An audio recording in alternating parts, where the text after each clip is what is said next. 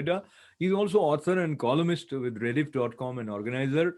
And some of his columns have uh, generated a lot of interest, and he has been writing on cultural and political issues. So today, as India is passing through another challenging period, leadership of Prime Minister Modi is also viewed with a lot of question marks, not just with Indian media but with foreign media also. So, Suri, yesterday also there was a press conference here, and I heard the organizer claiming that Indian government has miserably failed. And when Indian government has failed, is the declaration that is directly a question mark on brand Modi. So talk to me about brand Modi in the light of India's handling of COVID-19 second wave. Thank you very much, Ashokji, for giving me this opportunity yet again. Always a pleasure to be on your channel. See, one thing, people who have high expectations from a particular person, they then tend to be disappointed if that person doesn't match up. Sometimes what happens in case of a brand, as you use the term brand, sometimes a brand can overpromise, and sometimes a brand can be perceived to be majestic and never failing, come what may. For example, Eisenhower could not fail, Winston Churchill will not fail, Alexander will not fail. See, so people have high expectations. So to that extent, I agree that, see, today people in India and the Western media is also comparing India's fight with COVID on the same terms with which US is fighting COVID, or Japan or Germany or England. You're not comparing India to Indonesia or Pakistan or Bangladesh. So to that extent, I agree that expectations have been raised. So what is a brand? A brand, for example, just to digress, if we take Coca-Cola, a Coca-Cola at Atlanta or at Agra at 20 degrees centigrade must taste the same. But this is about a product. However, when we talk of human beings, and I'm being a bit professorial here, if we talk about human beings, if you brand a person, then you have to also take into the consideration what is the environment in which that person is performing. You see, COVID second wave has been unprecedented. I was doing a lot of study, and there is a Michigan study group which I follow closely, and a lot of researchers from India work there. It is a matter which is well known that by about March, it was not known that the severity of the second wave will be so high. Okay, there are many reasons for it. Of course, COVID, inappropriate behavior by people and our leadership has to take a blame. In which case, Modi has to take a blame by not exhibiting the COVID appropriate behavior in public, or his ministers, let us say Amit Shah. So that point is given, it is conceded. But the pandemic is due to the complete new variant, which is so much more infectious. And yet, I will say that that people of India, and I would say before people of India, the government of India has risen to the challenge.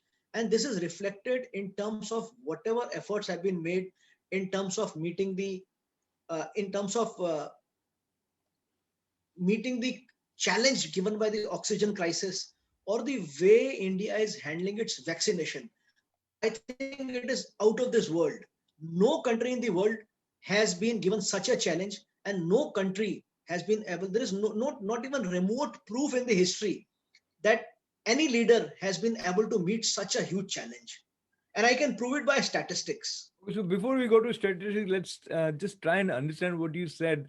So if you come across a news item where you have n number of people having lost their lives because lack of oxygen availability, whatever be the state, wherever it happens, then blame comes on Prime Minister Modi that because of him we don't have uh, consistent supply of oxygen when it is needed. Is that a justifiable accusation on Prime Minister Modi, or there is something in between the lines that we fail to read? See, while I concede the point that people in this country have expectation only from one man, and Modi. If IPL is not happening, they have to look at Modi. And so much so that if DTC, Delhi Transport Corporation, buses are not running on time, or metro is in shambles, people will talk to Modi. So that's the aura of a person. Sometimes when a brand becomes so much visible and so much powerful, then people tend to seek all answers from that person. So uh, call it bad luck, or call it circumstances, whichever way you want to qualify. But see, in the first wave which hit India, which was last year, at that point in time, Narendra Modi took the hugely unpopular step of declaring a nationwide lockdown. Ashokji, you will recall that it was severely criticized. Congress party leaders, Aam Aadmi party leaders, Communist party leaders, they had simply thrashed this decision in public. And there was so much of outcry that he has not thought about how will people eat their next meal. But the fact of the matter is that the leadership rose to the occasion, and meals were actually provided. I don't recall anybody dying of hunger during that 1.5 2 months of lockdown. Okay, now once the first wave has ebbed, the central government has prepared what it needs to prepare. It has it has earmarked budgets, it has released fundings, it has created number of it has created a pipeline for vaccine which will grow. Masks are there in adequate number, ventilators are there. Okay, so when the next, and since there was so much of hue and cry, and some of the most influential editors and journalists of this world, like Shekhar Gupta of the print, and people working in India today, these groups, they had said in the second wave, Modi needs to give more power to the states, more power even to the responsibility needs to be distributed and divided. So once he has provided the basic infrastructure and paraphernalia, it was left to the state government to deliver.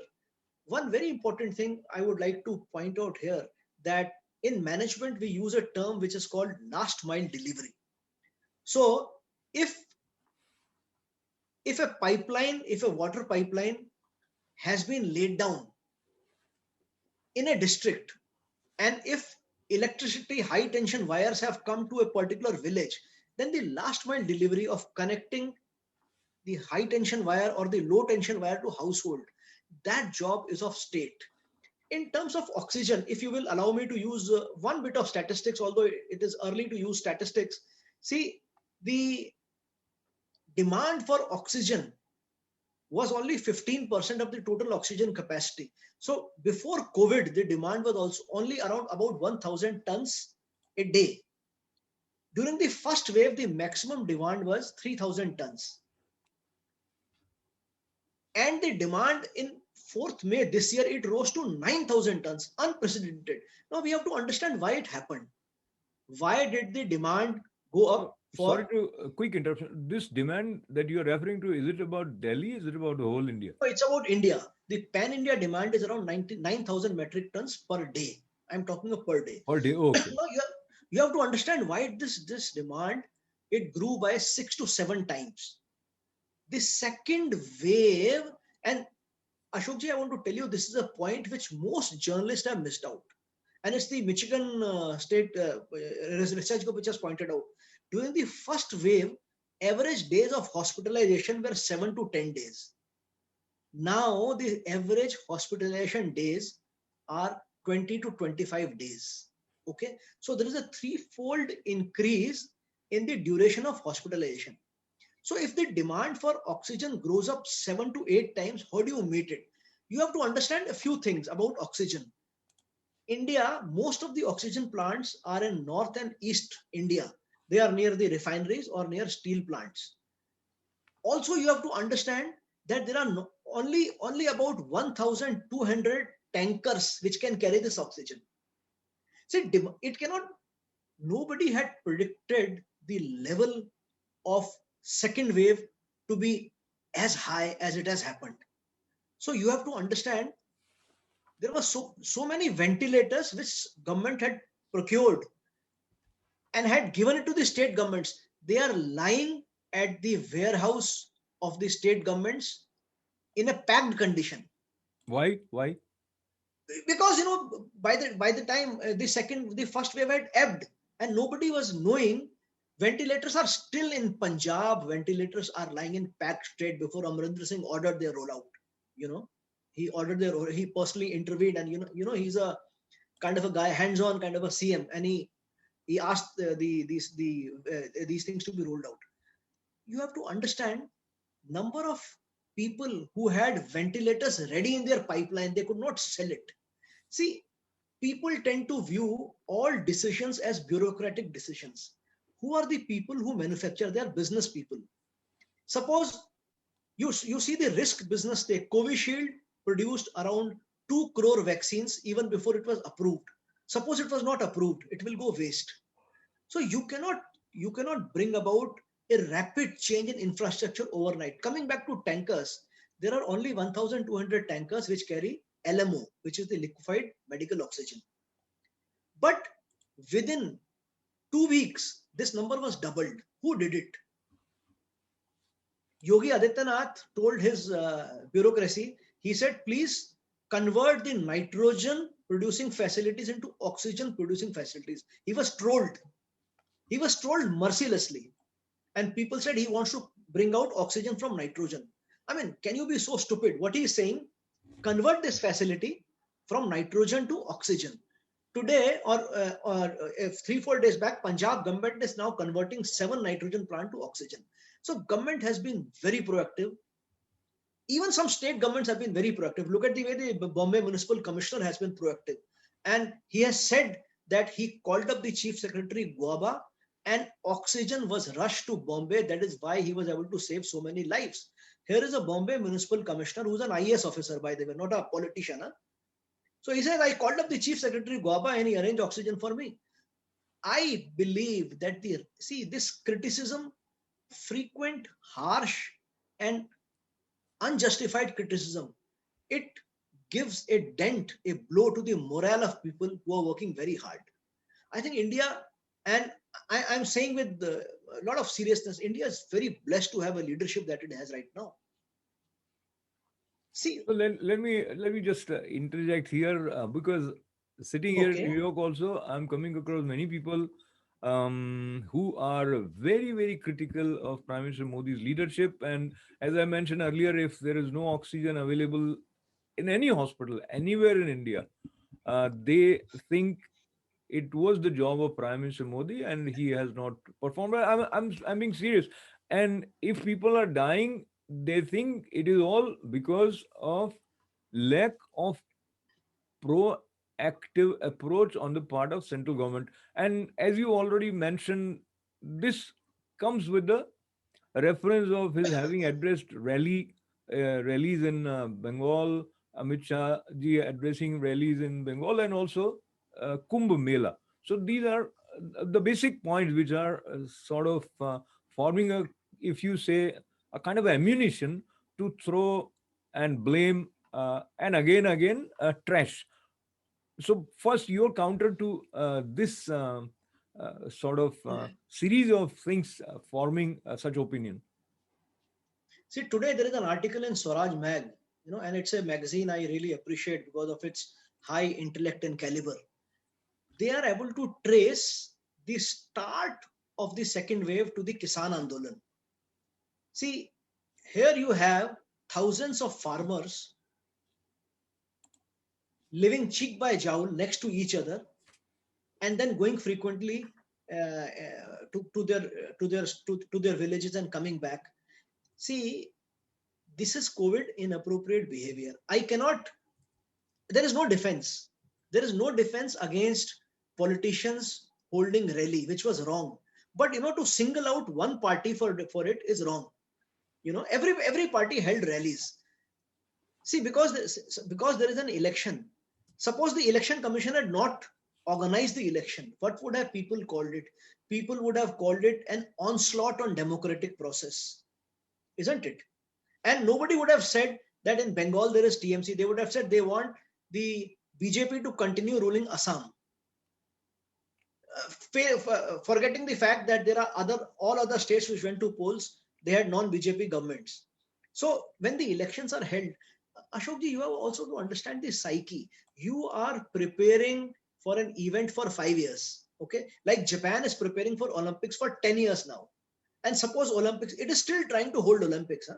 Even without spectators.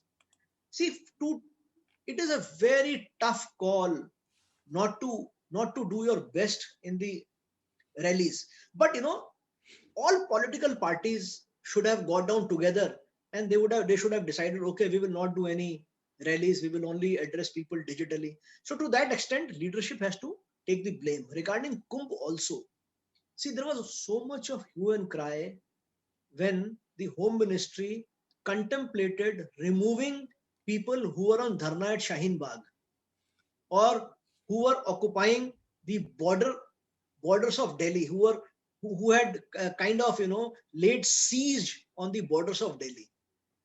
So can you imagine the kind of religious unrest that could have happened if you had cancelled, or if you have said we are not holding Kumbh? It is very tough decisions. So suppose it would have led to a lot of uproar and rallies, and people would have started marching down to the chief minister's house or prime minister's house.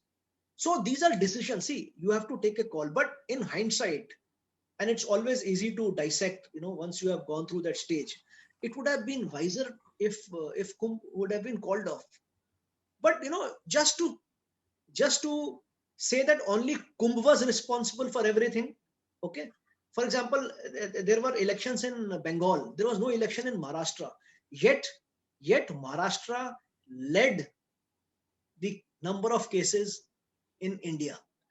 Right now, you cannot directly give a correlation between election rallies and this and that to the rise in number of. There was no election in Goa, for example. There was no election in Goa. There was no election in Delhi. See, there was no election in Karnataka, in Bengaluru. But yes, there is no denying the fact that all leaders of all parties should have decided in the interest of the country that rallies would not be held, Well, I'm or talking Kumbh about, would be called yeah, off. talking about the coordination and understanding among leaders of various parties. There were leaders who were saying that by vaccination they may become important. There were leaders who were saying that this is a BJP thing and it is going to hurt them. So they actually objected to getting vaccinated. And now everybody is blaming why so much vaccine was sent abroad and it was not used for your own people. And this came from Rahul Gandhi as well as many people. And many people believe that this is a mistake on the part of central government, Prime Minister Modi. Your take on this view?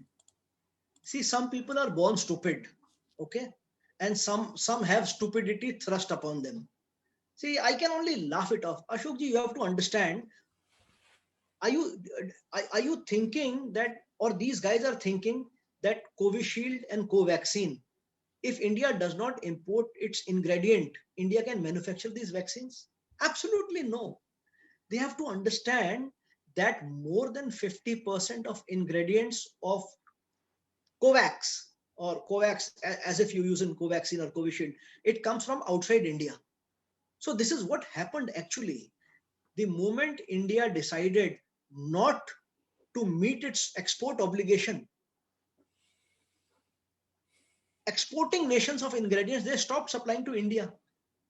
See, this is a globalized world today. You cannot have a vaccine nationalism. Second thing, you have to understand that there is a company which has a contract with a company called Serum Institute of India.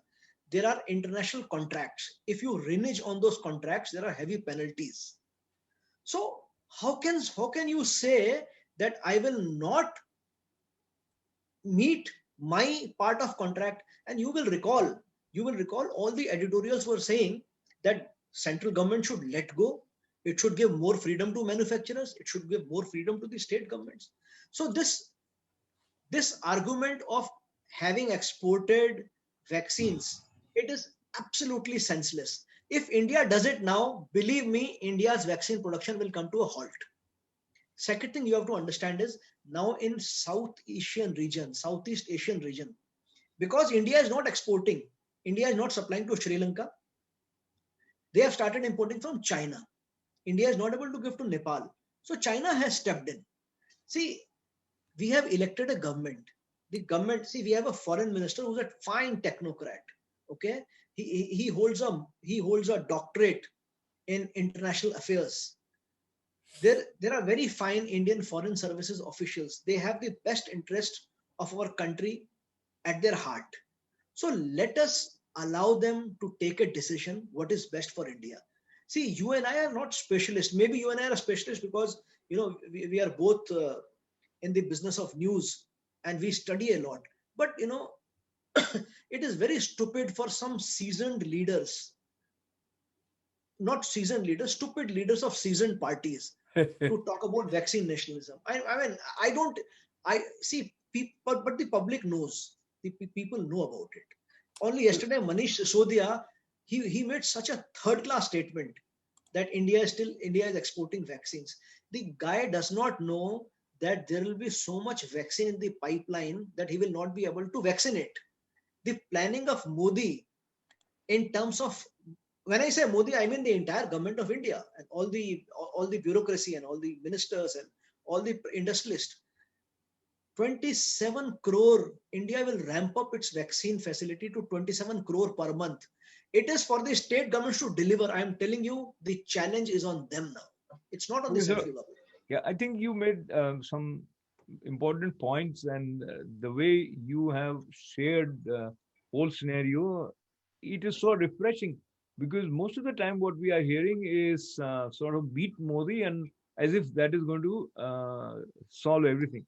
Now, as we conclude, there has been some sort of a tussle between judiciary and the central government, and Supreme Court coming again and again and asking central government to supply X amount of oxygen concentrate to Delhi, and also intervening on how they should conduct their business. Your take on this overall situation, and allow me to add, finally, Government of India has said that they should not overstep their uh, area of jurisdiction and should not dictate government that how it Domain. should conduct its business. Yeah. So, what do you think about this Absolutely right. situation? See, as you know, judiciary as the third pillar of democracy, it has played a prominent role in safeguarding the rights of the people, and also as an extension, it has played a very key role in saving the um, many times coming to the aid of the nation at large. However, as I said, these things about oxygen distribution, vaccine procurement, vaccine pricing, vaccine distribution, who will get vaccinated, whether it is 60 plus first, these are decisions which are best left to the specialists. The courts of India, the Honorable High Courts and the Supreme Court of India, the Honorable Supreme Court of India, just does not have bandwidth to adjudicate or decide on these issues. So government is very right in saying that, okay, we appreciate your concern. We appreciate that you feel for the country, but please let us do our jobs. Ashokji, was it Supreme Court who told Narendra Modi that you fly in 16 international flights and 120 domestic flights for carrying cryogenic oxygen? Was it Supreme Court which told Modi? Modi on its own. See, I am telling you, this guy is a great leader. India is blessed. 16 international flights by IAF. and around 120 domestic flights till yesterday, I'm telling you. The concept of rolling out Oxygen Express, had anybody thought about this kind of a offbeat solution to meet the, and today Reliance is giving free 1000 ton of gas daily. 1000 ton, sir, 1000 ton of LMO, liquefied medical oxygen, free. You think Reliance did it on its own? Somebody from the government has spoken and urged them. See, the guy is acting. He's dynamic. He's very dynamic. He's talking to Indian Air Force, and not only he has achieved flights for oxygen, even 50 flights for other medical items. So about 250 Indian Airlines flight, domestic as well as international. Did court tell Modi to do it? Did court tell Modi, let me land? So it is the government which is taking initiative. Now let's talk to Oxygen Express. Oxygen Express has, it has, it is bringing around 100 tons of oxygen to Delhi. Not only that, the number of oxygen concentrators, the policy changes in not levying custom duty on oxygen concentrators. Did Supreme Court tell the government to do it, or the government did it on its own? Another thing I want to tell you, let me give you the exact number. Yeah, 24,000. These are not small numbers, sir. 24,000 beds, oxygen beds, are being readied. You know where? Near the refineries and steel plants, so that there is no logistics involved. So people have to be driven there or flown there to these units to get oxygen. Did court tell Modi to do it? What I'm trying to say is, everybody has a part to play. Everybody must do his or her role actively and with a conscious. And the perception battle cannot be fought over Twitter, because the easiest battle to be won is on Twitter. You have more number of followers, you shout more. It has to And be then they ban done. you, and then they ban you. Then they ban you. Yes. So the best way is to talk to the media, the mainstream media, because mainstream media sets the narrative. I'm telling you, it is not even the television channels who set the narrative, because television channels, they read the mainstream print media or radio or something, and then they try to go and get the stories. So it is very important for the government to have a very good line of communication. But eventually, uh, the good deeds will outshine any attempt at trying to form a false narrative. That is my hope, that is my prayer for India. Wonderful. I appreciate that. I think that conviction and clarity definitely resonates with the forward moving image of India, where, as per Dr. Sudhir Bisht, Modi brand is not just intact, but in some mysterious way, it is gaining strength, because with challenge comes additional responsibility, and we will gradually know more about what has been the role of government to uh, turn around this challenging phase. So lots and lots of good wishes, and thank you very much, Dr. Thank you. Bisht. Always a pleasure.